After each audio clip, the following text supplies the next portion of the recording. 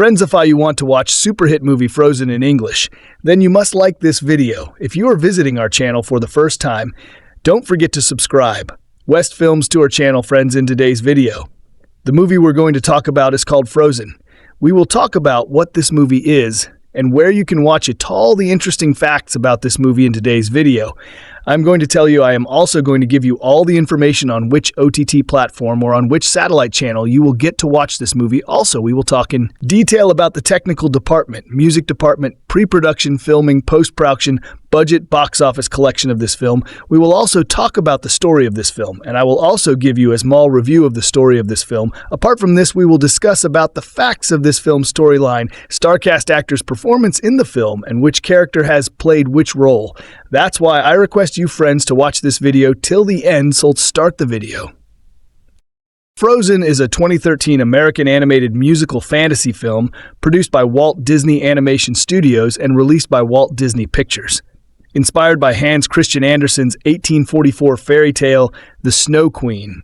It was directed by Chris Buck and Jennifer Lee and produced by Peter Del Vecho from a screenplay by Lee, who also conceived the film's story with Buck and Shane Morris.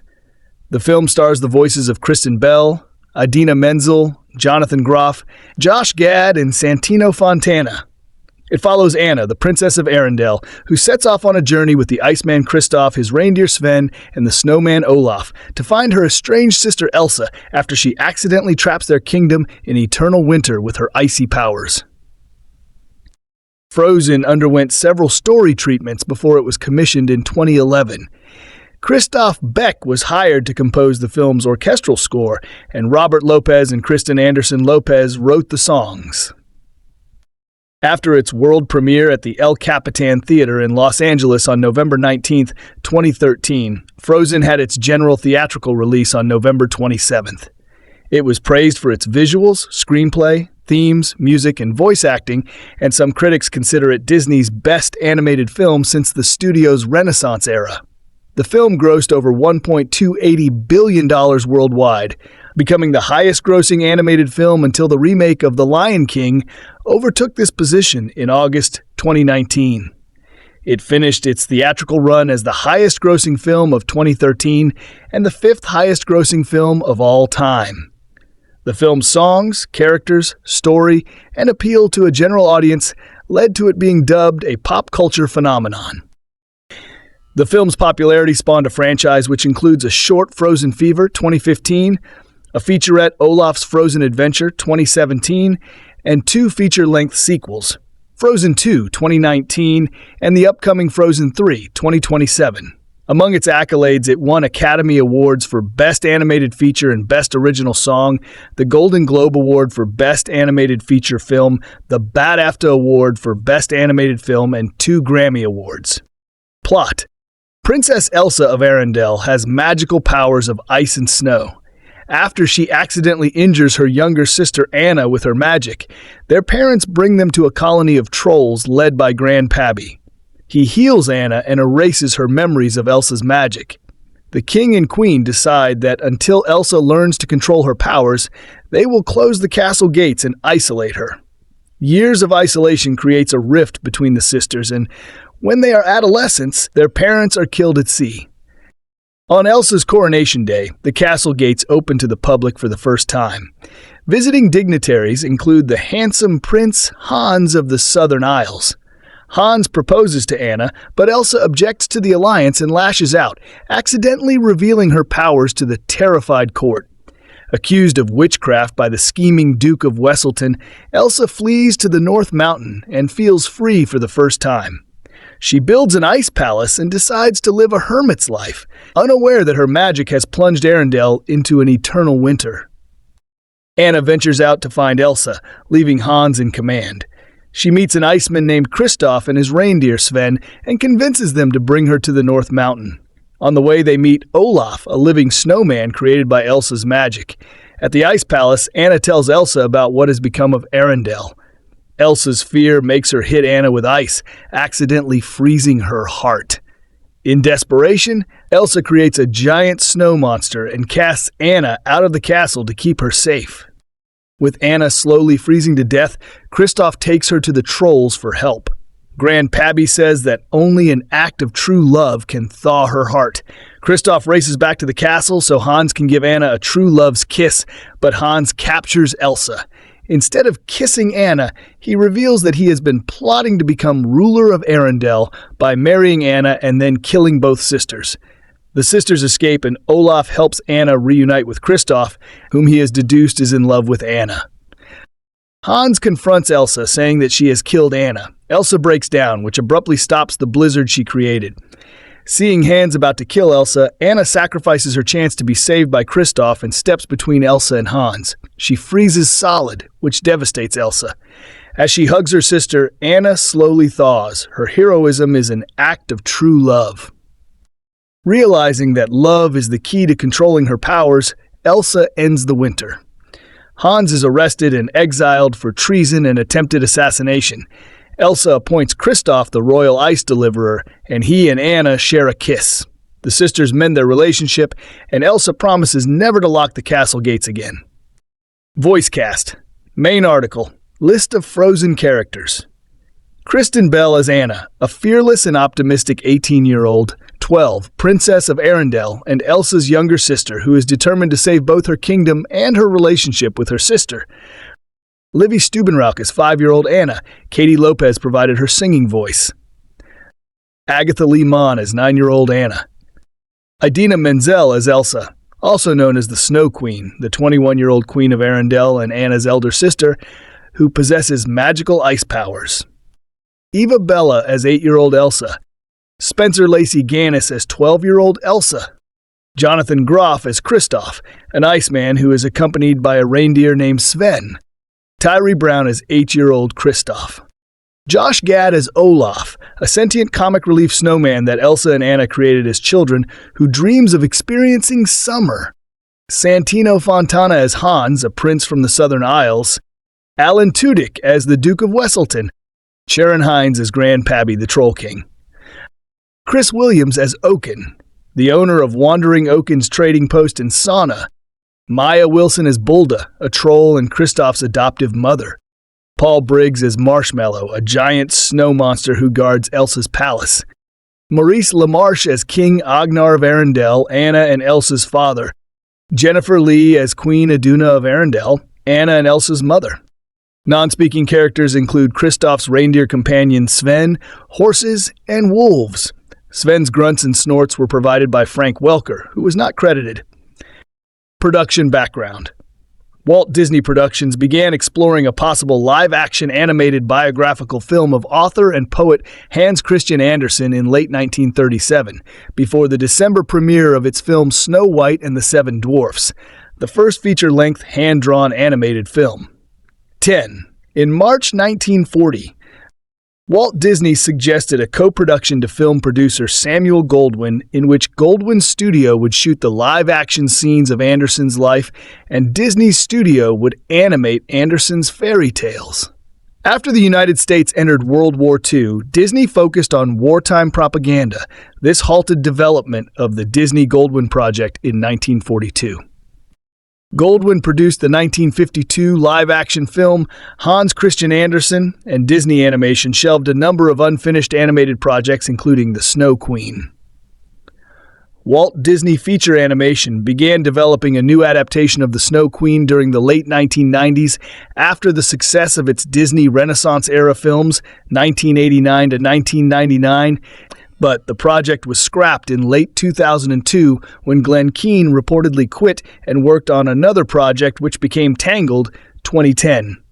Before then, Harvey Fierstein pitched his version of the story to Disney executives but was turned down. Paul and Gaetan Breezy, Dick Zondag, and Dave Goetz reportedly tried their hands at it but failed. After a number of unsuccessful attempts from 2000 to 2002, Disney shelved the project again. During one of those attempts, Walt Disney Company Chair and CEO Michael Eisner supported the project and suggested director John Lasseter at Pixar after the expected renewal of Pixar's contract with Disney. Negotiations between Pixar and Disney collapsed in January 2004, however, and the contract was not renewed. Eisner's successor Bob Iger negotiated Disney's purchase of Pixar in January 2006 for $7.4 billion, and Lasseter was promoted to Chief Creative Officer of Pixar and Disney Animation. Development began in 2008 when Lasseter convinced Chris Buck, who co-directed the 1999 film Tarzan for the studio, to return to Walt Disney Animation Studios from Sony Pictures Animation, where he had co-directed the 2007 film Surf's Up. Buck pitched several ideas to Lasseter that September, one of which was the Snow Queen. Buck later said that his initial inspiration for the Snow Queen was not the Andersen fairy tale, but he wanted to do something different on the definition of true love. Disney had already done the kissed by a prince thing, so thought it was time for something new. Lasseter had been interested in the Snow Queen for a long time. When Pixar was working with Disney on Toy Story in the 1990s, he saw and was blown away by some of the pre-production art from Disney's previous attempts. Development began as Anna and the Snow Queen, and traditional animation was planned. Josh Gad said that he first became involved with the film at that early stage, when the plot was still relatively close to the original Andersen fairy tale, and Megan Mullally was going to play Elsa. By early 2010, the project was in development hell when the studio again failed to find a way to make the story and the Snow Queen character work. On December 22, 2011, following the success of Tangled, Disney announced a new title for the film, Frozen, and a release date of November 27, 2013. It was confirmed a month later that the film would be a computer-animated feature in stereoscopic 3D instead of the originally intended hand-drawn animation due to complex elements in the script requiring strong visuals. Kristen Anderson Lopez and Robert Lopez joined the project and began writing songs for Frozen in January 2012. It was announced on March 5th of that year that Buck would direct the film, with Lasseter and Peter Del Vecchio producing. One of the main challenges Buck and Del Vecchio faced after Disney placed the Snow Queen into development again was the title character, who was a villain in their drafts. The studio traditionally screens animated films in development every 12 weeks, followed by holding lengthy note sessions in which directors and screenwriters from different projects provide extensive notes about each other's work. Buck and Del Vecchio presented their storyboards to Lasseter, and the production team adjourned to a conference room to hear his thoughts about the project. Art director Michael Giaimo later called Lasseter the film's game changer. I remember John saying that the latest version of the Snow Queen story that Chris Buck and his team had come up with was fun, very lighthearted, but the characters didn't resonate. They aren't multifaceted, which is why John felt that audiences wouldn't really be able to connect with them. The production team then addressed the film's problems, drafting several versions of the Snow Queen until the characters and story felt relevant. The first major breakthrough at that stage was the decision to rewrite the film's protagonist, Anna, who was based on Gerda in The Snow Queen, as Elsa's younger sibling for a family dynamic between the characters. This was unusual. A relationship between sisters is rarely a major plot element of American animated films, with the exception of Disney's Lilo and Stitch, 2002. To explore the dynamics of such relationships, Disney Animation convened a Sister Summit, at which women from the studio who grew up with sisters were asked to discuss those relationships. Writing. Jennifer Lee, one of the writers of Wreck-It Ralph, was brought in as screenwriter in March 2012. Efforts by the previous screen and songwriters had imploded before Lee was hired, which allowed the songwriters to put a lot of their DNA into the new script. 30-32. The production team essentially started over and had 17 months, which resulted in a very intense schedule. A lot of choices had to be made fast. Lee said that several core concepts were already in place, such as the film's frozen heart hook. That was a concept, and the phrase, "an act of true love will thaw a frozen heart." The ending involved true love in the sense of the emotional bond between siblings, not romance. Anna was going to save Elsa. We didn't know how or why. She said that Disney Animation president Edwin Catmull told her early about the film's ending. "You have to earn that ending. If you do, it will be great. If you don't, it will suck." However, the final version differed significantly from the earlier ones. Elsa was evil from the start in the original version, kidnapping Anna from her own wedding to freeze her heart, and later descending on the town with an army of snowmen. The whole second act was about Anna trying to get to Hans and to kiss him, and then Elsa trying to stop her. Buck said that the original plot attempted to make Anna sympathetic by focusing on her frustration with being a spare in relation to the heir. The revised plot focused on musical comedy with less action and adventure. A breakthrough was the song Let It Go by Lopez and Anderson Lopez, which reimagined Elsa as a more complex, vulnerable, and sympathetic character. According to a story in the Daily Telegraph, the songwriters saw Elsa not as a villain, but as a scared girl struggling to control and come to terms with her gift. Bobby and Kristen started talking about what would it feel like to be Elsa, Lee said. And this concept of letting out who she is, that she's kept to herself for so long and she's alone and free, but then the sadness of the fact, sick, that the last moment is she's alone. Del Vecho said that Let It Go changed Elsa into a person ruled by fear, and Anna was ruled by her own love of other people and her own drive. This caused Lee to rewrite the first act, and then that rippled through the entire movie. So that was when we really found the movie and who these characters were. Another breakthrough was developing the plot twist that Prince Hans, absent from the first drafts, would be revealed as the true villain near the end. Del Vecho said, "If we were going to make the ending so surprising, you had to believe at one point that Hans was the answer. When he's not the answer, it's Kristoff. If you can get the audience to leap ahead and think they have figured it out, you can surprise them by turning it the other way." According to Lee, Hans was written as sociopathic and twisted. It was difficult to lay the foundation for Anna's belated turn to Kristoff without also making Hans's betrayal of Anna too predictable, in that the audience had to feel her feeling something but not quite understanding it, because the minute it deflated. In earlier drafts, Anna flirted with Kristoff at their first meeting. That was changed after Walt Disney Studios chair Alan Horn said that it would confuse and annoy viewers since Anna was already engaged to Hans. Lee had to work through developing Anna's personality. Some of her colleagues felt that the character should be more dysfunctional and codependent. Lee disagreed, but it took her almost a year to articulate that this is what Anna's journey is. No more than that. No less than that. She successfully argued for a simple coming-of-age story where she goes from having a naive view of life and love because she's lonely to the most sophisticated and mature view of love where she's capable of the ultimate love, which is sacrifice. Lee had to let go of ideas that she liked, such as a scene of Anna and Elsa's relationship as teenagers, because they needed to maintain the separation between the characters. To construct Anna and Elsa's relationship, Lee was inspired by her relationship with her older sister.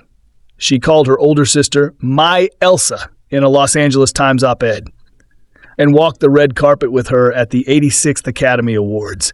Lee said, "Having to lose each other and then rediscover each other as adults, that was a big part of my life."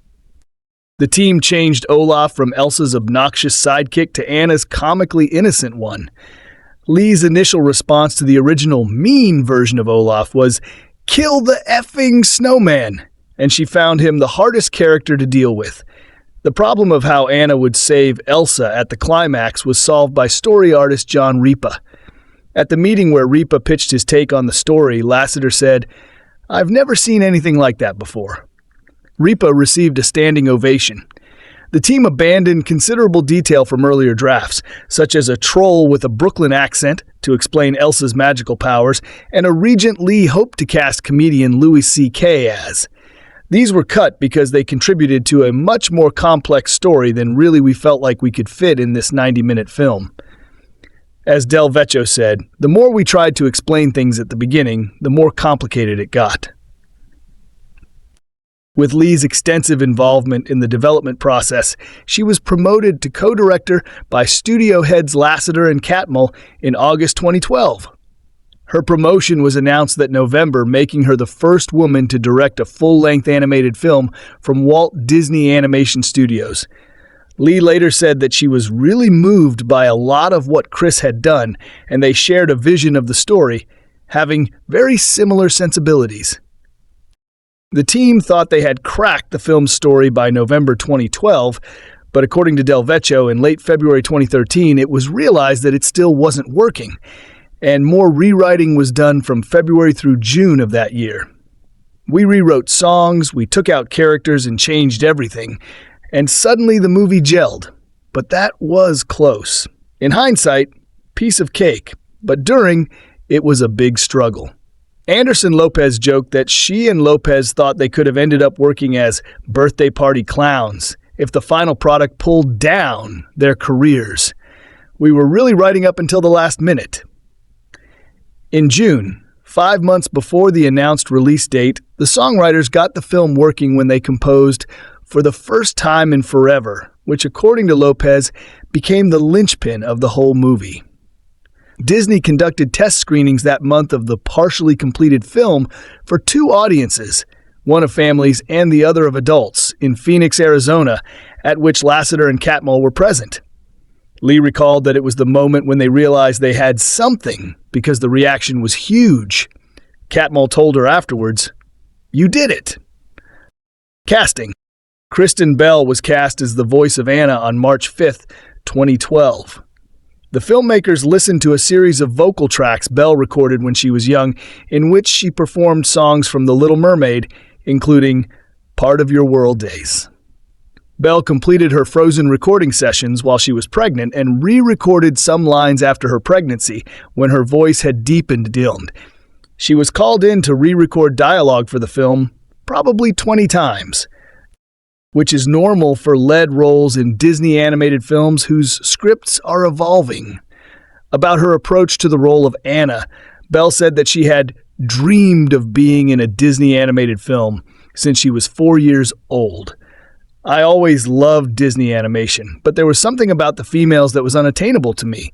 Their posture was too good and they were too well spoken. And I feel like I really made this girl much more relatable and weirder and scrappier and more excitable and awkward. I'm really proud of that. Idina Menzel, a Broadway veteran, was cast as Elsa.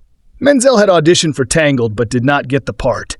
Tangled casting director Jamie Sparrow Roberts kept a recording of Menzel's performance on her iPhone, however, and asked her to audition with Belle for Frozen. Before they were cast, Menzel and Belle impressed the directors and producers at an early table read. After reading the script aloud, they sang Wind Beneath My Wings as a duet, since no music had been composed yet. Belle suggested that idea when she visited Menzel at her California home to prepare for the table read. The songwriters were also present for the table read. Anderson Lopez said that Lasseter was in heaven on hearing Menzel and Belle sing in harmony and said, "Kristen Bell and Idina Menzel have to be in the movie." Lee said, "They sung it like sisters, and what you mean to me? There wasn't a dry eye in the house after they sang." Additional casting was announced between December 2012 and June 2013, including Jonathan Groff as Kristoff, Alan Tudyk as the Duke of Wesselton, Santino Fontana as Prince Hans, and Josh Gad as Olaf. Animation. Similar to Tangled, Frozen employed a unique artistic style by blending features of computer-generated imagery, CGI, and traditional hand-drawn animation. Buck knew that JMO was the best candidate to develop the style he had in mind. Drawing from the best Disney hand-drawn films of the 1950s, the Disney Little Golden Books, and mid-century modern design, and persuaded him to return to Disney as Frozen's art director. Buck, Lasseter, and Giaimo were old friends who met at the California Institute of the Arts. Giaimo had been the art director for Disney's Pocahontas, 1995, on which Buck had worked as a supervising animator. To create the film's look, Giaimo began pre-production research by reading about Scandinavia and visiting the Danish-themed city of Solvang, California, near Los Angeles. He focused on Norway because 80% of the visuals that appealed to him were from that country. Disney eventually sponsored 3 research field trips, 85. Animators and special effects specialists were sent to Jackson Hole, Wyoming to experience walking, running, and falling in deep snow in a variety of attire, including long skirts, which men and women both tried on. Lighting and arts teams visited Quebec City's ice hotel to study how light reflects and refracts on snow and ice. JMO and several artists then traveled to Norway to absorb its mountains, fjords, architecture, and culture. We had a very short time schedule for this film, so our main focus was really to get the story right. But we knew that John Lasseter is keen on truth in the material and creating a believable world. And again, that doesn't mean it's a realistic world, but a believable one. It was important to see the scope and scale of Norway, and important for our animators to know what it's like. Del Vecho said, "There is a real feeling of Lawrence of Arabia scope and scale to this." In 2012, while GIMO and the animators and artists conducted preparatory research and developed the film's overall look, the production team was still struggling to develop a compelling script. That problem was not solved until November of that year, and the script would later require more revisions. As a result, the most daunting challenge facing the animation team was a schedule of less than 12 months to turn Lee's evolving shooting script into a film. Other films, like Pixar's Toy Story 2, had been completed on shorter schedules, but the short schedule meant late nights, overtime, and stress. Lee estimated the size of Frozen's team at 600 to 650 people, including around 70 lighting people, 70-plus animators, and 15 to 20 storyboard artists. Del Vecho explained the organization of the film's animation team. On this movie, we do have character leads, supervising animators on specific characters. The animators themselves may work on multiple characters, but it's always under one lead. I think it was different on Tangled, for example, but we chose to do it this way as we wanted one person to fully understand and develop their own character, and then be able to impart that to the crew. Hiram Osmond, the supervising animator on Olaf, is quiet, but he has a funny, wacky personality, so we knew he'd bring a lot of comedy to it. Anna's animator, Becky Brissy, it's her first time leading a character, and we wanted her to lead Anna. Acting coach Warner Laughlin was brought in to help the animators understand the characters they were creating. To get the general feeling of each scene, some animators did their own acting. I actually filmed myself acting the scene out, which I find very helpful, said animation supervisor Rebecca Wilson Breesy. This helped her discover elements that made a scene feel real and believable. Elsa's supervising animator was Wayne Unton, who requested that role because he was fascinated by the character's complexity. Unton carefully developed Elsa's facial expressions to bring out her fear, contrasted with Anna's fearlessness. He studied videos of Menzel's recording sessions and animated Elsa's breathing to match Menzel's. Head of animation Lino DiSalvo said, "The goal for the film was to animate the most believable CG characters you've ever seen." For the look and nature of the film's cinematography, Giammo was influenced by Jack Cardiff's work on Black Narcissus, 1947. He aimed for hyperreality. Because this is a movie with such scale and we have the Norwegian fjords to draw from, I really wanted to explore the depth. From a design perspective, since I was stressing the horizontal and vertical aspects and what the fjords provide, it was perfect.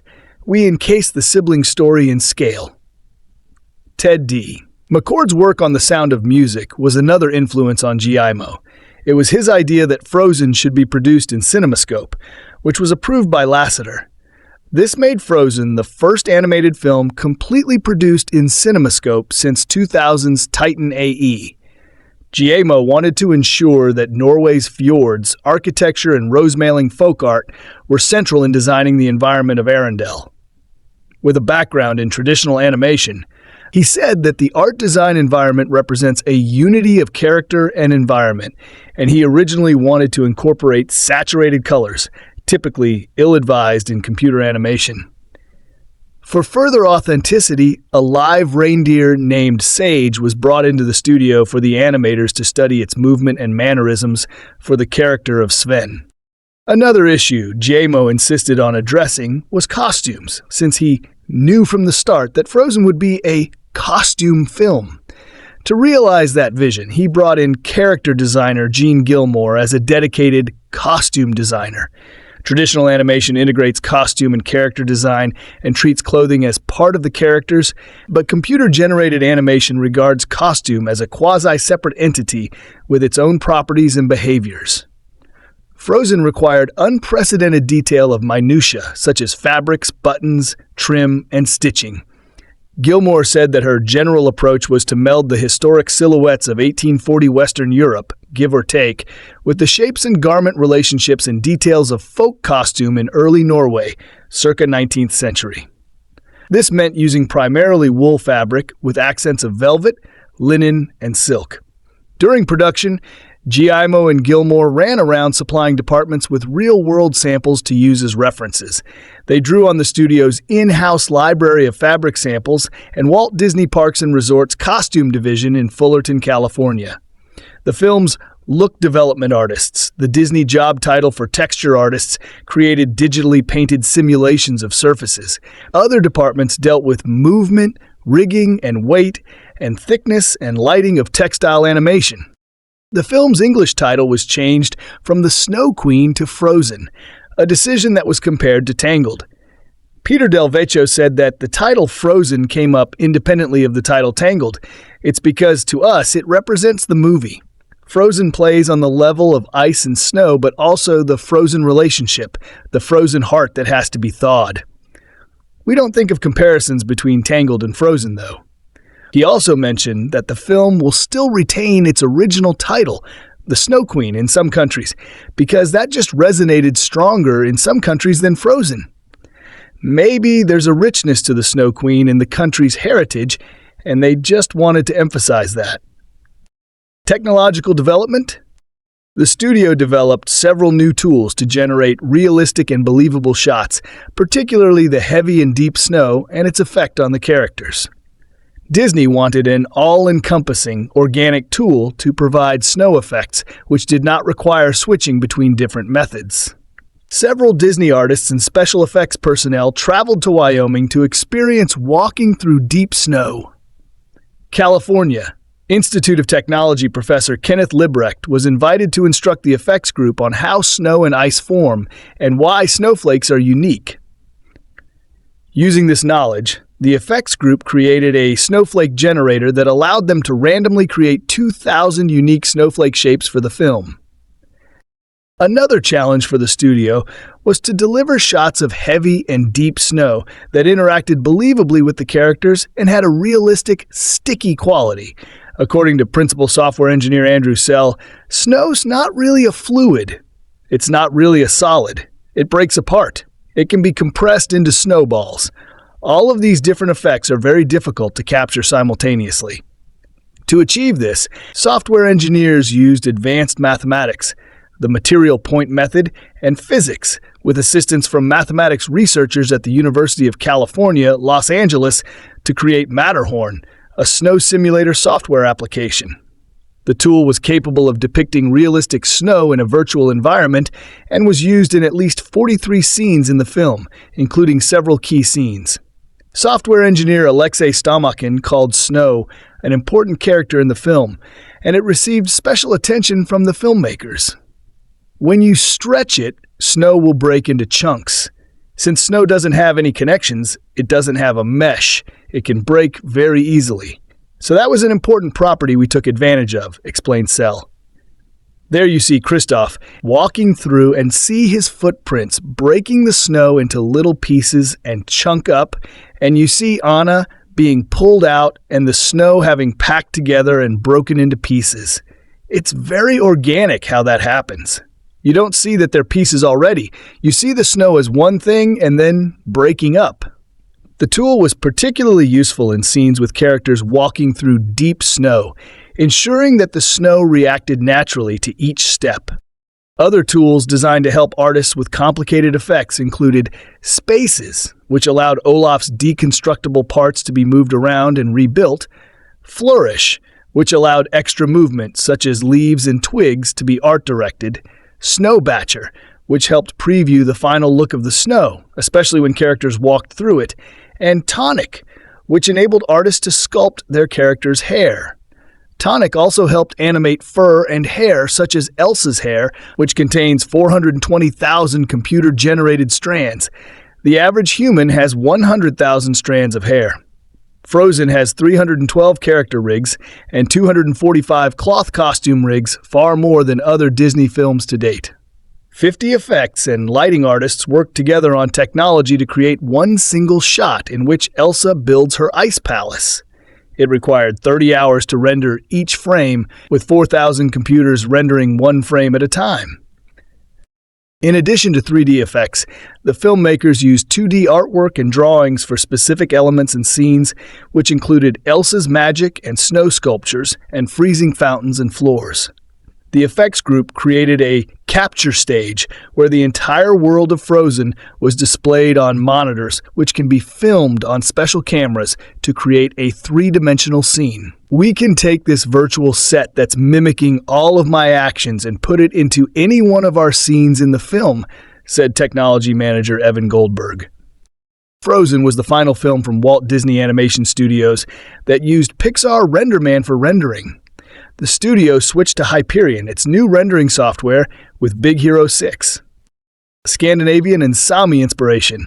The setting is the fictional kingdom of Arendelle, which was based on Norway, and the film was influenced by Scandinavian culture. Several locations in Arendelle are inspired by real-life landmarks in Norway, including the Akershus Fortress in Oslo, the Nidaros Cathedral in Trondheim, and Bryggen in Bergen. A number of other Scandinavian cultural elements are also included in the film, such as stave churches, trolls, Viking ships, a hot spring, fjord horses, clothes and foods, such as lutefisk. A maypole is also present in the film, and runes briefly appear in a book which Anna and Elsa's father opens to learn where the trolls live. A scene where two men argue over whether to stack firewood bark up or bark down refers to a perennial Norwegian debate about properly stacking firewood. The film has several elements of Sami culture, such as the use of reindeer for transportation and the equipment used to control them, clothing styles, the outfits of the ice cutters, and parts of the musical score. Decorations, such as those on the castle pillars and Kristoff's sled, are inspired by Sami Duoji decorations. Disney's team visited Rørosrein, a Sami family-owned company in the town of Plasia that produces reindeer meat and arranges tourist events. Arendelle was inspired by Nærøyfjord, a branch of Norway's longest fjord, Sognefjorden, which has been listed as a UNESCO World Heritage Site. An Oslo castle, with hand-painted patterns on all four walls, inspired the kingdom's castle interior. The filmmakers' trip to Norway provided information for the animators to design an aesthetic in terms of color, light, and atmosphere. According to GIMO, they acquired 3 important factors from the Norway research trip: the fjords and their massive vertical rock formations, the setting for the secluded kingdom of Arendelle, the medieval stave churches whose rustic triangular rooflines and shingles inspired the castle compound, and Rosemaling folk art, whose distinctive paneling and patterns inform the film's architecture, decor, and costumes. Music and sound design. Main article, Frozen. The songs for Frozen were written by the husband and wife team of Robert Lopez and Kristen Anderson Lopez, both of whom had worked with Disney Animation on Winnie the Pooh 2011, also produced by Vecho, who hired them for Frozen, and with Disney Parks on Finding Nemo the Musical 2007. Lopez first heard Disney Animation's pitch in Los Angeles while he was working on the Book of Mormon. Disney's production team traveled to New York City to pitch the film in person to Anderson Lopez, who was raising the couple's 2 young daughters. Lopez believes that Disney was particularly interested in his wife's story talent. The decision was easy.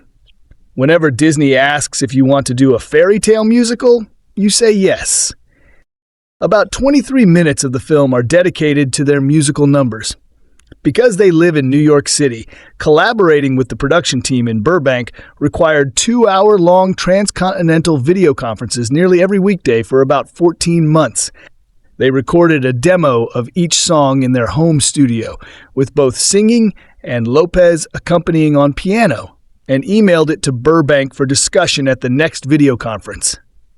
Lopez and Anderson Lopez were aware of the fact that their work would be compared to that of Alan Menken and Howard Ashman from the Disney Renaissance era, and when they felt lost, they asked, what would Ashman do? They wrote 25 songs for the film, and 8 were included in the final version. One song, For the First Time in Forever, had a reprise, and another, Let It Go, was covered by Demi Lovato over the final credits for a total of 10 songs. 7 of the 17 that did not make it were later released on the deluxe edition soundtrack. Christoph Beck was hired to score the film in February 2013 after his work on Paperman, a Disney animated short film released the year before Frozen. It was announced on September 14, 2013, that Sami musician Frode Fjellheim's Idina Menzel would be the film's opening song, with elements of joik, a traditional Sami singing style. The music producers recruited Norwegian linguist and composer Kristen to assist with the lyrics for an Old Norse song written for Elsa's coronation, and traveled to Trondheim to record the Cantus Choir for a piece inspired by traditional Sami music. Under the supervision of sound engineer David Boucher, the lead cast members began recording the film's vocal tracks in October 2012 at the Sunset Sound Recording Studio in Hollywood, before the songs were orchestrated. They only heard Lopez's demo piano track in their headphones as they sang together. Most of the dialogue was recorded at the Roy E. Disney Animation Building in Burbank under the supervision of original dialogue mixer Gabriel Guy, who also mixed the film's sound effects. Some dialogue was recorded after recording songs at Sunset Sound and Capitol Studios. For scenes with Anna and Elsa, both studios had vocal isolation booths where Menzel and Bell could read dialogue in line of sight with one another, avoiding bleed-through between their respective tracks. Additional dialogue was recorded at an ADR facility on the Walt Disney Studios lot in Burbank, across the street from the Disney Animation Building, and at the Soundtrack Group's New York studio, since the production team had to work around the schedules of the film's New York-based cast members, such as Fontana Lopez and Anderson Lopez's piano vocal scores for the songs and the vocal tracks were sent to Salem, Oregon-based Dave Metzger for arrangement and orchestration, and Metzger orchestrated a significant portion of Beck's score. For the orchestral score, Beck paid homage to the Norway and Sápmi-inspired setting by employing regional instruments, such as the buckahorn, and traditional vocal techniques, such as kölning. Beck worked with Lopez and Anderson Lopez on incorporating their songs into arrangements of the score, and the trio's goal was to create a cohesive musical journey from beginning to end. Beck's scoring mixer, Casey Stone, who also supervised the recording of the score, worked with Boucher to align their microphones for seamless transitions between the songs and score, despite their separate recording. The final orchestrations of songs and score were recorded at the Eastwood scoring stage on the Warner Bros. Pictures Studio lot in Burbank by an 80-piece orchestra with 32 vocalists, including Norwegian Kristen Hals. Hals performed kölning for Beck to use it in the score when Elsa misuses her magical powers. Boucher supervised the recording of Anderson Lopez and Lopez's songs from July 22nd to 24th, 2013, and Stone supervised the recording of Beck's score on September 3, 6, and 9 to 10. Boucher mixed the songs at the Eastwood stage, while Stone mixed the score at Beck's studio in Santa Monica, California. Director Jennifer Lee said that sound played a large part of making the film visceral and transported. In letting it tell the story emotionally, the sound of the ice when it's at its most dangerous just makes you shudder. The complete silence at the climax of the film, right after Anna freezes, was Lasseter's idea, one he really wanted. In that scene, the ambient sound that would normally be there was removed to make it feel unusual, Lee said. That was a moment where we wanted everything to feel suspended. To obtain certain snow and ice sound effects, sound designer Odin Benitez traveled to Mammoth Mountain, California, to record them at a frozen lake. The Foley work for the film was recorded on the Foley stage on the Warner Bros. Pictures lot by a Warner Bros. Crew. The Foley artists received daily deliveries of 50 pounds, 22.6 kilograms of snow and ice to help them record all the necessary snow and ice sounds. Because the film's visuals were finalized so late, 5 separate versions of nearly every footstep on snow were recorded, corresponding to 5 different types of snow. One was selected during mixing to match the snow as rendered in the final version of each scene. One issue the production team was particular about was the sound of Elsa's footsteps in the ice palace, which required 8 attempts, including wine glasses and metal knives on ice. They ended up using a mix of 3 sounds. Although the vocals, music, sound effects, and almost all the dialogue were all recorded elsewhere, the final re-recording mix in Dolby Atmos format was performed at the Disney lot by Casey E. Fleur of Disney Digital Studio Services. Localization. Like other Disney media products, which are localized by Disney Character Voices International, Frozen was translated and dubbed into 41 languages. The Lion King had been localized into 15. Finding sopranos capable of matching Menzel's warm vocal tone and 3-octave vocal range in their native languages was a challenge. Rick Dempsey, the unit's senior executive, called the process of translating the film exceptionally challenging. It's a difficult juggling act to get the right intent of the lyrics and also have it match rhythmically to the music, and then you have to go back and adjust for lip sync. It requires a lot of patience and precision. Lopez explained that they were told by Disney to remove complex wordplay and puns from their songs to ensure that the film was easily translatable and had universally appealing lyrics. In casting the dubbed versions, Disney required native speakers to ensure that the film feels local. Bell and Menzel's voices were the blueprint in casting, with efforts to match the voices as much as possible, and about 200 singers auditioned to fill the 41 slots for Elsa. Elsa's singing and speaking roles were cast separately for almost 15 dubbed versions, since not all the vocalists could act the part they were singing. After casting the other roles in all 41 languages, the international cast included over 900 people who voiced their roles in about 1,300 recording sessions. The Italian version of the film received an award for Best Foreign Dubbing worldwide. Frozen worldwide. Some local TV stations and independent studios have created unofficial dubs in Albanian, Arabic, TV, Karachai-Balkar, Persian, and Tagalog. Release Frozen was released theatrically in the United States on November 27, 2013, with Get a Horse, a new Mickey Mouse animated short film. The film premiered at the El Capitan Theater in Hollywood on November 19, 2013, with a 5-day limited release there beginning on November 22nd before its wide release. Before the release, Lopez and Anderson Lopez's Let It Go and In Summer were previewed at the 2013 D23 Expo. Idina Menzel performed Let It Go live.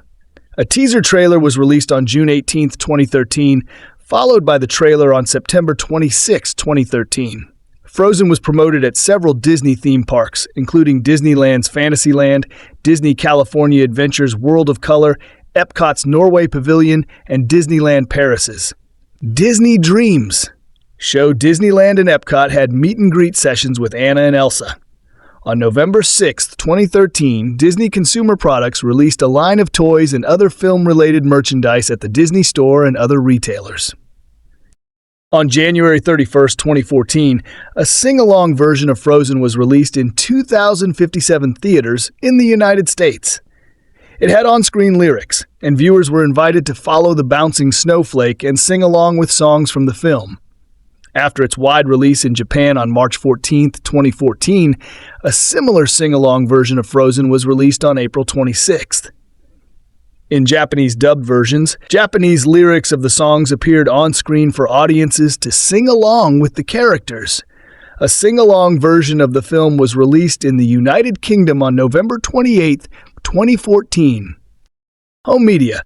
Walt Disney Studios Home Entertainment released Frozen for digital download on February 25, 2014, and on Blu-ray and DVD on March 18th.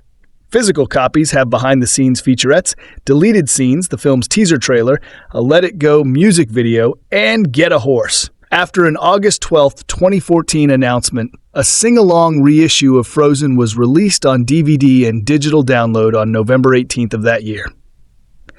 A 4K Ultra HD Blu-ray version was released in 2019.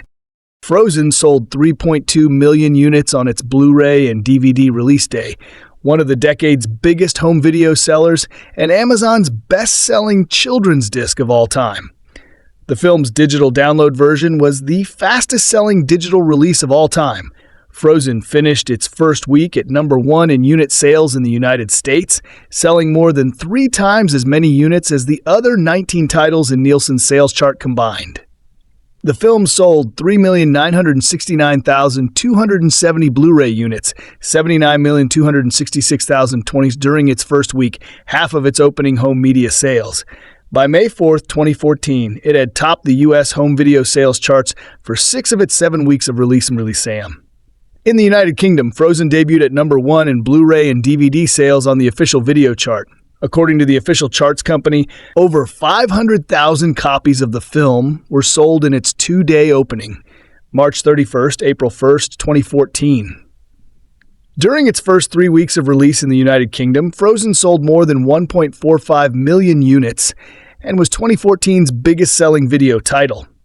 Frozen sold 225,000 Blu-ray DVD combination sets in Japan in 4 weeks, the fastest-selling home video to sell 2 million copies, surpassing Spirited Away's record of 11 weeks. Frozen holds the records for highest number of home video units sold on the first day and the first week of sales in Japan. By the end of 2014, the film had $308,26,545 in U.S. home media sales. It is one of the best-selling home media releases, selling over 18 million units by 2015.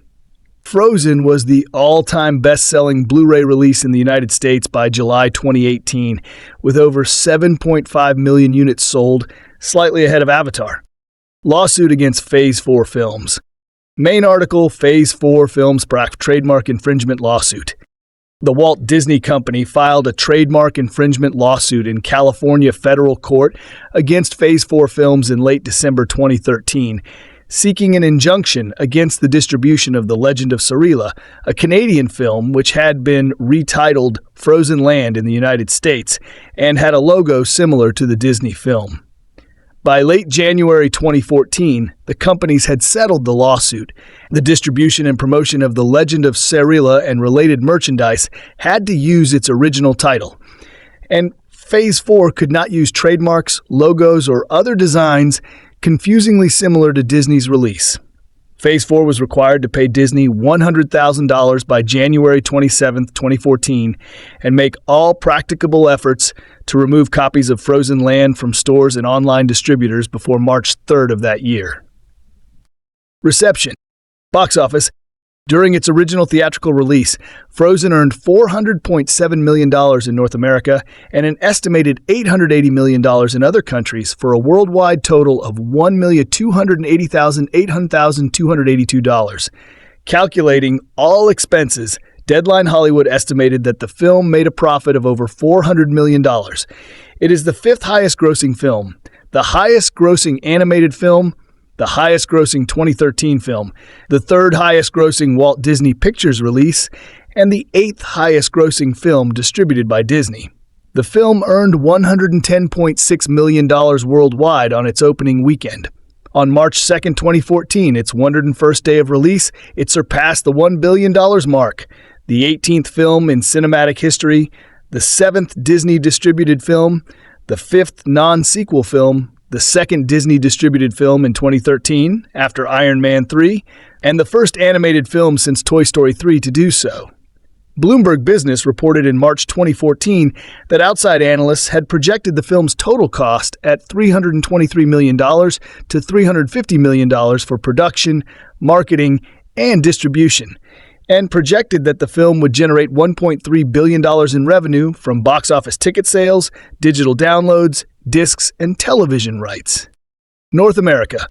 Frozen was Fandango's top advance ticket seller among original animated films, ahead of previous record holder Brave, and became the top-selling animated film in the company's history in late January 2014. The film's sing-along version later topped the ticket service's best-selling list again for 3 days. Frozen opened on November 22, 2013, at the El Capitan Theater in Hollywood for a 5-day limited release and earned $342,839 before its wide opening on November 27th. It earned $243,390 during the 3-day weekend, the seventh largest per theater average. The film earned $15.2 million on the opening day of its wide release, including $1.2 million from Tuesday late-night shows, and set a record for the highest pre-Thanksgiving Wednesday opening, ahead of Tangled, $11.9 million. It had the second largest pre-Thanksgiving Wednesday of all films, behind Catching Fire, $20.8 million. The film finished second over the traditional 3-day weekend, Friday to Sunday, with $67.4 million, setting an opening weekend record for Walt Disney Animation Studios films. It had the second largest opening weekend of films that did not debut at number 1. Female audiences accounted for 57% of Frozen's total audiences on the first weekend, and family audiences were 81%. It set 3-day, $67.4 million from Friday to Sunday, and 5-day records, $93.6 million from Wednesday to Sunday, records for films that opened during Thanksgiving. It had the second largest 3-day and 5-day Thanksgiving grosses of all films, behind Catching Fire. It declined 53% to $31.6 million during the second weekend of wide release, but jumped to first place, setting a record for the largest post-Thanksgiving weekend, ahead of Toy Story 2, $27.8 million. Frozen was the first film since Avatar to reach first place in its sixth weekend of wide release. The film remained in the top 10 at the box office for 16 consecutive weekends, the longest run by any film since 2002, and had large weekend grosses from its 5th to 12th weekends of wide release compared to other films during their respective weekends.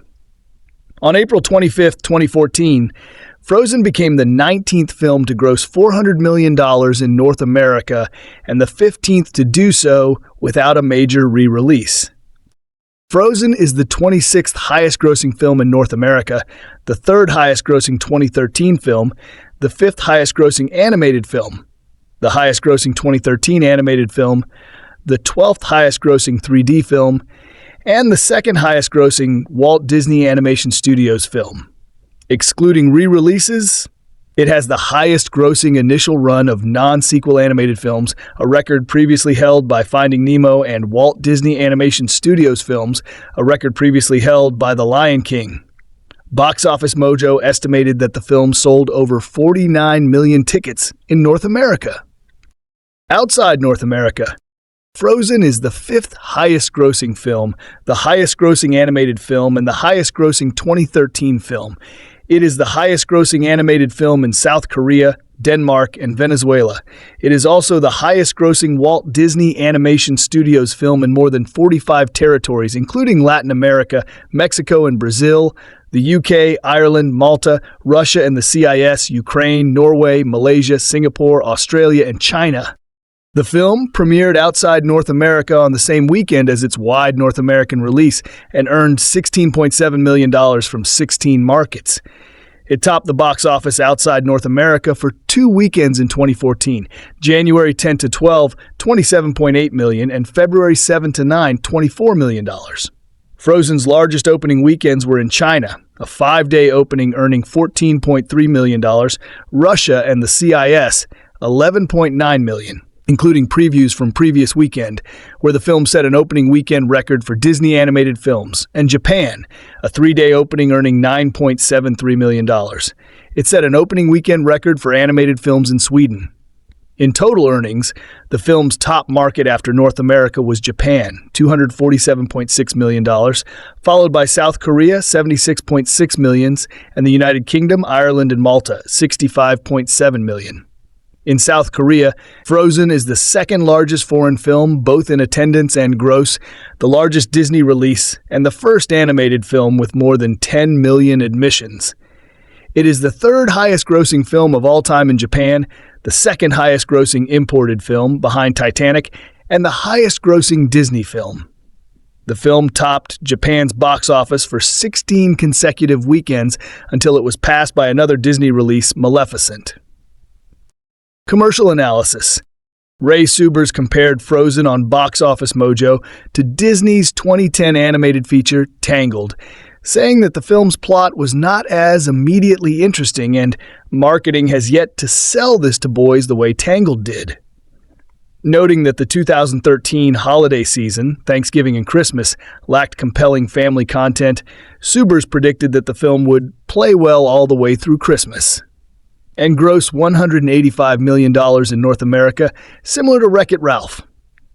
Box Office noted the success of previous Disney's animated films released during the holiday season, Tangled and Wreck-It Ralph, but said that Frozen's cast might not attract audiences due to its lack of stars. The magazine made a $170,000 North America box office forecast for the film. Chris Agar of Screen Rant expressed a similar opinion, citing a string of recent box office successes from the studio. He thought that Frozen would fill a void of kid-friendly films in the marketplace, but did not expect it to surpass Catching Fire in box office gross. Clayton Dillard of Slant Magazine said that although its trailers made the film seem pallid, positive reviews could attract interest from core demographics and adult audiences, and Frozen might break Tangled's Thanksgiving 3-day opening record. Brad Brevet of ropeofsilicon.com called the film's marketing severely hit and miss, possibly affecting its box office performance. After Frozen finished its first weekend with a record $93.6 million during Thanksgiving, most box office watchers predicted that it would gross between $250 and $300 million in North America. Box Office Mojo repeated its $50 million gross prediction for North America. The website called it the exclusive choice for family audiences and attributed its successful opening to strong word of mouth and studio marketing, which highlighted Frozen's humor and its connections to Tangled and Wreck-It Ralph. Critical response. Frozen opened to positive reviews, and several critics compared it favorably to Disney Renaissance films such as The Little Mermaid, Beauty and the Beast, Aladdin, and The Lion King. According to some journalists, the film's success heralded a second Disney Renaissance. It was praised for its visuals, themes, musical numbers, screenplay, and vocal performances, especially those by Belle, Menzel, and Gadmain. The Let It Go musical sequence was also particularly praised by critics. On the review aggregator website Rotten Tomatoes, 89% of 251 critics' reviews are positive, with an average rating of 7.7 for 10. The website's consensus reads, beautifully animated, smartly written, and stocked with sing-along songs, Frozen adds another worthy entry to the Disney canon. Metacritic, which determines an out of 100 rating from reviews by mainstream critics, calculated a score of 74 from 43 reviews. This indicated generally favorable reviews. Audiences polled by CinemaScore gave the film a rare A+ grade on an A+ to F scale. Surveys by Fandango of 1,000 ticket buyers indicated that 75% of purchasers had seen the film at least once, and 52% had seen it twice. 55% of audiences identified Let It Go as their favorite song. Do You Want to Build a Snowman? And For the First Time in Forever were favored by 21% and 9%, respectively. Frozen was ranked the 7th best film of 2013 by Richard Corliss of Time and Kyle Smith of the New York Post. Alonso Duralde of The Wrap wrote that the film is the best animated musical to come out of Disney since the tragic death of lyricist Howard Ashman, whose work on The Little Mermaid and Beauty and the Beast helped build the studio's modern animated division into what it is today. According to Duralde, while it lags the tiniest bit on its way to the conclusion, the script really delivers. It offers characters to care about, along with some nifty twists and surprises along the way. Todd McCarthy of The Hollywood Reporter called Frozen a true musical.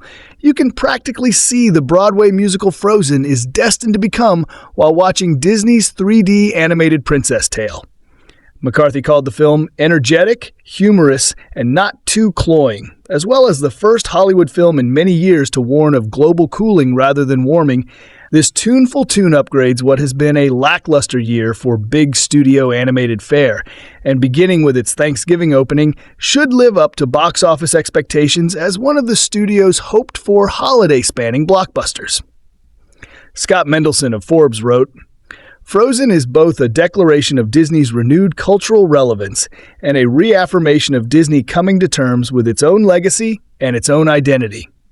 It's also a just plain terrific bit of family entertainment." The Los Angeles Times praised the film's ensemble voice talent and elaborate musical scenes, calling Frozen a welcome return to greatness for Walt Disney Animation Studios. Entertainment Weekly's Owen Gleiberman gave the film a B+ grade and called it a squarely enchanting fairy tale that shows you how the definition of what's fresh in animation can shift. Richard Corliss of Time wrote, "It's great to see Disney returning to its roots and blooming anew, creating superior musical entertainment that draws on the Walt Disney tradition of animation splendor and the verve of Broadway present." Richard Roper wrote that the film was an absolute delight from start to finish. Both Michael Phillips of the Chicago Tribune and Stephen Holden of the New York Times praised the film's characters and musical numbers, which were comparable to the theatrics in Wicked. Emma Dibdin of Digital Spy gave the film 5 out of 5 stars and called it a new Disney classic, an exhilarating, joyous, human story that's as frequently laugh-out-loud funny as it is startling and daring and poignant. Hot on the heels of the 90th anniversary, it's impossible to imagine a more perfect celebration of everything Disney is at its best. Frozen was cited by Norwegian Sami media as showcasing Sami culture to a broad audience in a good way. Composer Frode Fjellheim was praised by Norwegian Sami President Eili Keskitalo for his contributions to the film during the president's 2014 New Year's speech. Dessa Variety called the film formulaic, praising its voice acting and technical artistry. The tactile, snow-capped Arendelle landscape, including Elsa's ice castle retreat, is Frozen's other true marvel, enhanced by 3D and the decision to shoot in widescreen. A nod to the cinemascope richness of Sleeping Beauty and Lady and the Tramp. That's almost but not quite enough to make up for the somewhat slack plotting and the generic nature of the main characters. Neither princess here is a patch on Tangled's Babe in the Woods Rapunzel, while both Hans and Kristoff are cut from pretty standard issue hero cloth until a reasonably surprising third act twist somewhat ups the ante. Only Olaf is unimpeachable. Get this snowman a spin-off feature to call his own. The Seattle Times gave the film 2 out of 4 stars. While it is an often gorgeous film with computer-generated fjords and ice sculptures and castle interiors, the important thing that glues all this stuff together, story, is sadly lacking. Joe Williams of the St. Louis Post-Dispatch also called Frozen's plot the film's weakest point. On Roger Ebert's website, Christy Lemire posted a mixed review and gave the film 2.5 stars out of 4. Lemire praised the visuals, the performance of Let It Go, and the film's positive messages, but called the film a cynical attempt to shake things up without shaking them up too much, and noted a similarity between Elsa and Carrie White, another well-known fictional female who unleashes paranormal powers when agitated. Criticism. Portrayal of emotions. Sexism was alleged after Frozen head of animation Lino DeSalvo said to Fan Voice's Jenna Bush, "Historically speaking, animating female characters are really difficult because they have to go through these range of emotions, but you have to keep them pretty." A Disney spokesperson later told Time that DeSalvo's quote was widely misinterpreted, saying that he was describing some technical aspects of CG animation and not making a general comment on animating females versus males or other characters. Director Lee said that DeSalvo's words were taken out of context when he was speaking in very technical terms about CG animation. "It is hard no matter what the gender is. I felt horrible for him," she said. In an August 2014 interview, DeSalvo reiterated the difficulty of turning any animated character from a series of sketches on a 2D emotion model sheet into a properly rigged 3D character model. Translating that emotional range onto a CG character is one of the most difficult parts of the process. Male, female, snowman, animal. He added, "The really sad thing is people took that catchy headline and they just repopulated it everywhere. People didn't get back to me for comments. And the sad thing is that's the way the internet works. They don't want the truth." Perceived LGBT parallels. A few conservative Christian commentators accused Frozen of promoting homosexuality, saying that the themes of Elsa's being different from others, her ostracism from society, and her independence and rejection of male suitors are metaphors for lesbianism. Her song Let It Go was compared to coming out of the closet. Other viewers argued that Elsa represents a role model for LGBT youth. The claims had a mixed reaction from audiences and the LGBT community. Akash Nicholas wrote in The Atlantic that Disney films, including Frozen, subtly appealed to queer children, with protagonists who are often social outcasts set apart by unusual desires and who reject traditional expectations of marriage. Robert Giel wrote in Film International that although the film has a superficially progressive vision of homosexuality, it perpetuates conservative notions of sexuality and gender. Elsa's female homosexuality is visually pleasurable to a male gaze, but male transgressions of heterosexuality are negatively coded. Asked about perceived homosexual undertones in the film, Lee was non-committal. "I don't like to say anything, let the fans talk. I think it's up to them. The film should have a 2013 point of view," she said. Let It Go lawsuit.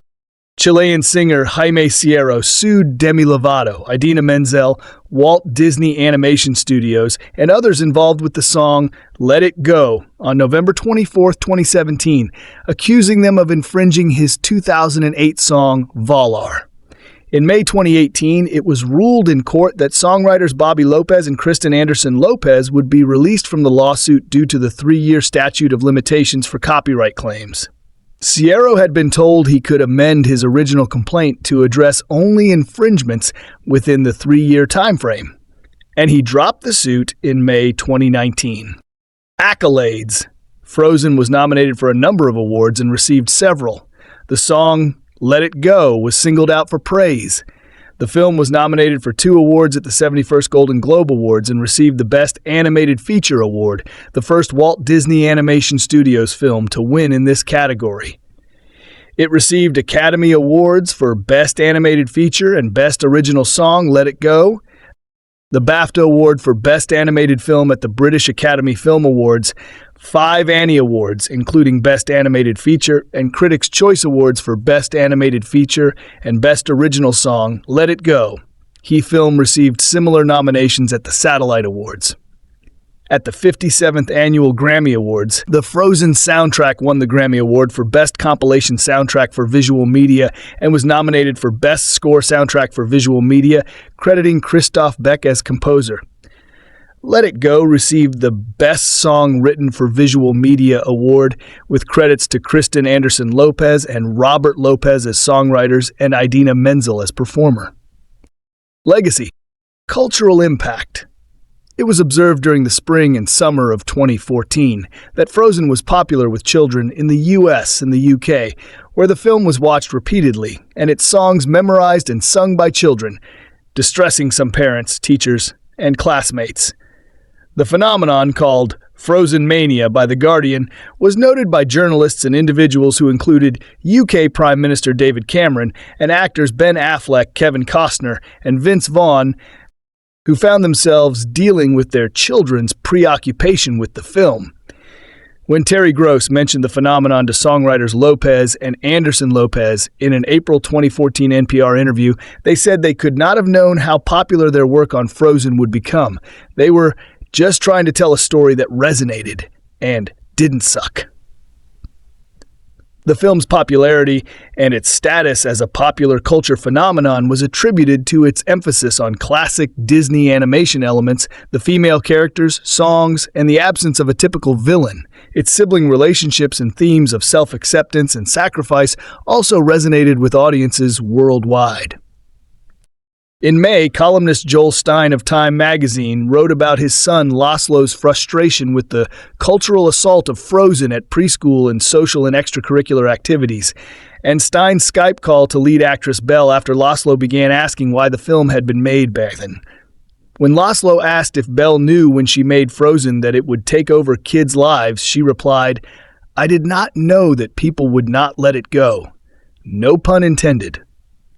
In a December 2014 interview with The Hollywood Reporter, Lee acknowledged that she had transitioned from thanking people when they expressed their appreciation for Frozen to having to apologize when they said, "We're still listening to those songs," with their children. Lee said that she used the film and its strong female characters to inspire her daughter, who had experienced bullying at school, and she had also been bullied as a child. They were true to themselves, like Anna and Elsa. In a mid-2014 Baby Center list of the 100 most used baby names, Elsa was ranked 88th. It was the first time the name had appeared on the website's chart. Baby Center managing director Sarah Barrett said that although the film's heroine is Anna, Elsa offers a more unique name and is also a strong female role model. A number of new parents said that their name choices were heavily influenced by the siblings. Disney UK Vice President Anna Hill later said, "We're delighted that Elsa is a popular name for babies, and it's lovely to hear that for many families, it is actually their siblings who have chosen it. And Elsa's fight to overcome her fears and the powerful strength of the family bond were relevant to many families." On 2014 year-end Google list, Frozen was the year's most searched film. At the Google Play Store, Frozen and its soundtrack were named the movie and album of the year, the best-selling titles. The Writers Guild Foundation listed Frozen as having one of the best scripts of 2010's film and television, praising it as subverting rigidly established story and character tropes. Frozen also became the subject of a wealth of academic debate, including a number of academic publications discussing the film's aesthetics, industrial significance, and gender politics. The University of East Anglia hosted Symposium, a May 12, 2015 academic conference which was covered by the British news media. Franchise main article, Frozen. In January 2014, Iger announced that Frozen would be adapted into a Broadway musical. In one business quarter, Iger went from speaking of Frozen's franchise potential in February 2014, 8/13, to saying that it was probably one of Disney's top 5 franchises in May. The film's popularity resulted in a merchandise shortage in the United States and several other industrialized countries in April 2014, which increased resale prices for higher quality limited edition Frozen dolls and costumes to over $1,000 on eBay. By the time the merchandise shortage was resolved in early November 2014, Disney had sold over 3 million Frozen costumes in North America.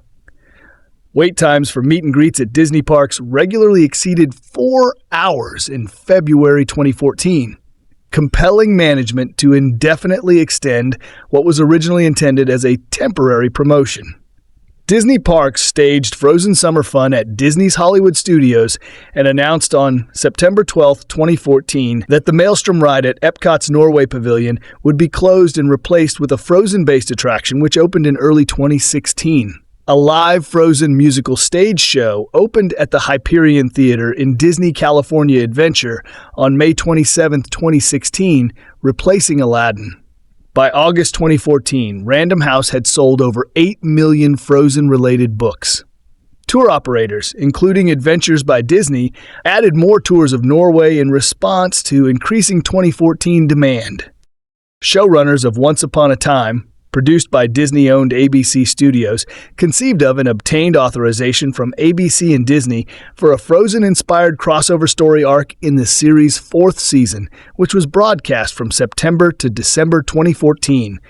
367. ABC broadcast the story of Frozen, making a Disney animated classic, a 1-hour making-of special, on September 2nd of that year.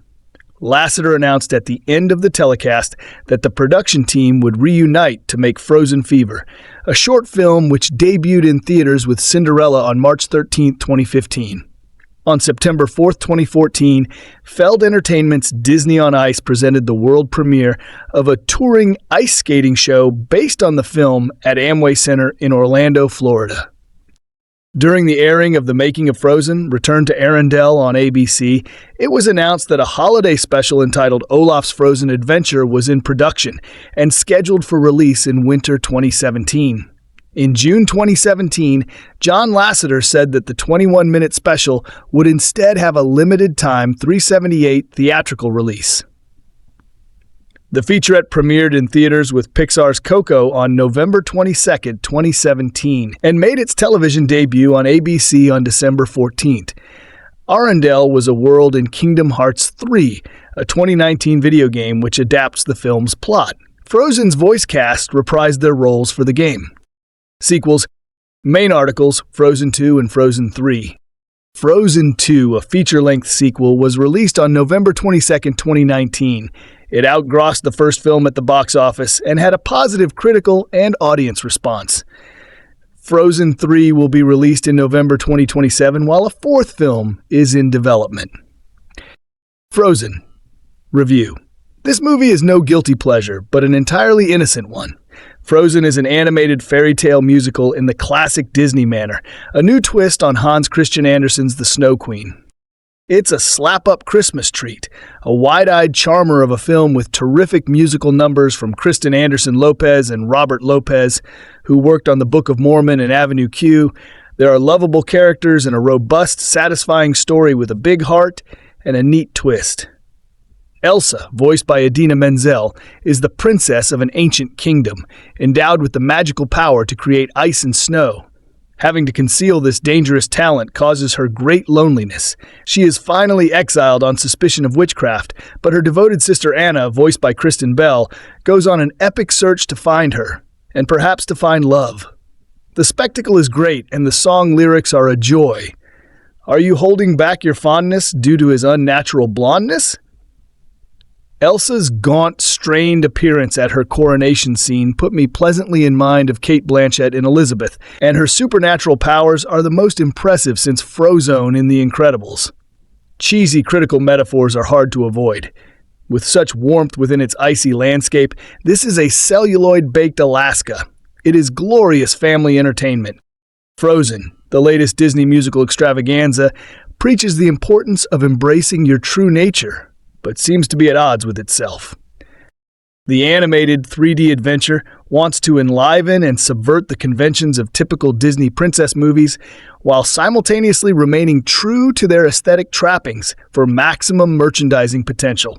It encourages young women to support and stay loyal to each other, a crucial message when Mean Girls seem so prevalent, as long as some hunky potential suitors and adorable, wisecracking creatures also are around to complete them. It all seems so cynical, this attempt to shake things up without shaking them up too much. Frozen just happens to be reaching theaters as Thanksgiving and the holiday shopping season are arriving. The marketing possibilities are mind-boggling. And in the tradition of the superior Beauty and the Beast and The Little Mermaid, surely Frozen the musical will be headed to the Broadway stage soon. The songs, which are lively and amusing if not quite instant hits, are already in place. Little girls will absolutely love it, though. That much is undeniable. And the film from co-directors Chris Buck, Surf's Up, and Jennifer Lee is never less than gorgeous to watch. A majestic mountaintop ice castle is particularly exquisite, glittery and detailed and tactile, especially as rendered in 3D. But first, we must witness the tortured backstory of the film's princesses. Not one, but two of them.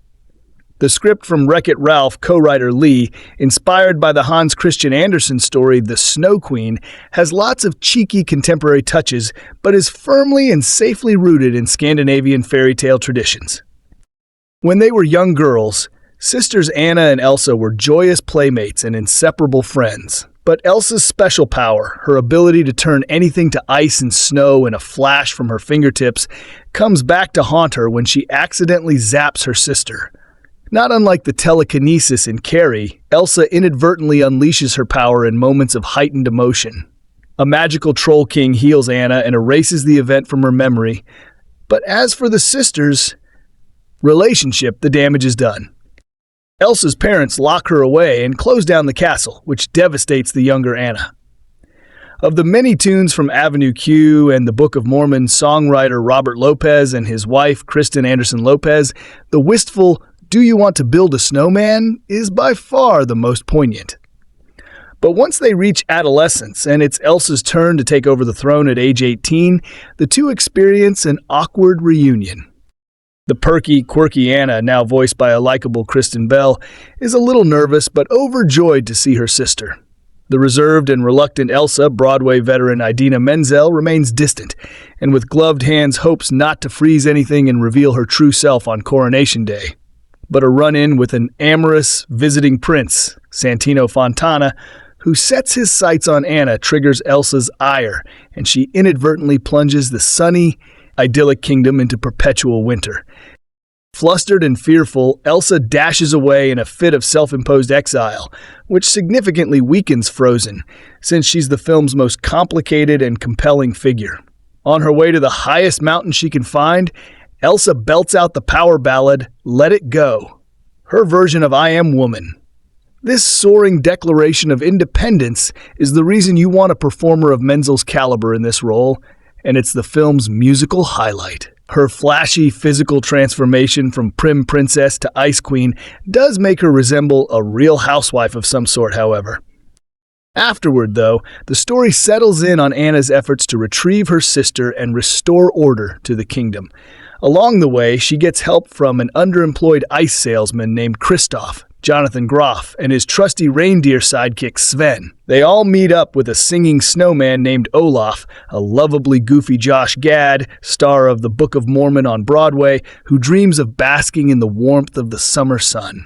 This Wizard of Oz style quartet makes the obstacle-filled trek to the imposing fortress that awaits. At least Frozen has the decency to borrow from excellent source material. While the journey may seem overly familiar, the destination has some surprises in store. Some come out of nowhere and don't exactly work. But the biggie, the one that's a real game changer in terms of the sorts of messages Disney animated classics have sent for decades, is the one that's important not just for the little girls in the audience, but for all viewers. It's so innovative, it makes you wish everything about the film met the same clever standard. The Planes franchise is an inconsistency in life I'll never get a grasp on. I highly admire the Walt Disney Company, but have no respect for their misleading me into the clutches of planes. It's a horrendous movie, and has been falsely marketed as an outgrowth of the Cars universe. There's this weird market for horrifically bad animated stories. I think it's intended for kids in kindergarten and below, because Planes is such a considerable downgrade in narrative and animation from Frozen. I'm surprised they're still peddling this. Boring crop-dusting crew. Her breakout performance is hilariously understated in Forgetting Sarah Marshall. She plays a funny cameo in the Old Stars comedy series, Party Down, starring Adam Scott, and the compelling role she played in the Western HBO series. Deadwood goes tragically unmentioned. I've been eyeing that Veronica Mars movie for days. Idina Menzel, the voice of Elsa, and E must admit I'm more partial towards her character than her little sibling. This cold dame wears a gown made of vis. The fabric billows like it's malleable. I'm not positive one could weave his fibers into a fabric even with sorcery at immediate disposal. She must be a master on that loom. I'm not trying to be snarky. The physics of Elsa's magic didn't concern me in the slightest during the movie. The ice gown exemplifies the beauty of animated films. A wonderful sort of idea is created that can't be captured in any other medium. If Frozen were live action, we'd be much less inclined to buy the idea of a flexible sheet of Solidus. Now on to nuance. One of the best tricks in the Disney feature handbook is the inhuman sidekick. For Walt eats the cockroach, Rapunzel's is a chameleon named Pascal Pinocchio's got Jiminy Cricket, and soon My Girl Jen 30th, who also wrote Recaro spins a similar psychic song with Olaf the Snowman. The alternative groove is his Ascensience Now Golem summoned through Elsa's sorcery. Olaf's voiced by the promising young talent Josh Gad, you know him as one of the Ori. Janelle co-stars off the Book of Mormon. He's also the funniest part of NBC's 1600 underrated comedy and solid show. I remember hearing on a podcast that J. Lee Turkey, that's a bowling reference running out of XX jokes here, aims to invert classic Disney motifs so far. Example, the princess element to the story is a small and almost insignificant point in Wreck-It, Reezy with Frozen Jennifer Strikeout takes these inversions several steps further, and it's an enormous benefit to the plot. The original conflict and its innovative resolution revolves around a pair of sisters, which isn't something we've seen before, and just a ton of fun along the way. Somewhere after the Disney Renaissance of the 90s, Disney lost a step. At first, it wasn't necessarily a quality issue. The Emperor's New Groove, despite bombing at the box office, is pretty well regarded. Lilo and Stitch brought it back. A little did similar box office as Hercules, but still way short of the films at the tail end of the Renaissance. Things began to slide down with Treasure Planet, both from a quality standpoint and box office standpoint. Then Brother Bear outright, critical flop, and Home on the Range, What the Heck Happened were released, and Disney became a complete non-factor from a feature. Film animation standpoint, what were the causes?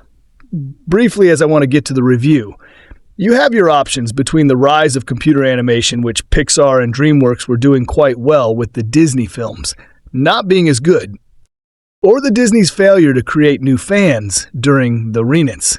I'm definitely one that lapsed into my teenage years. Disney would buy Pixar, but would keep Pixar and Disney Animation Studios separate.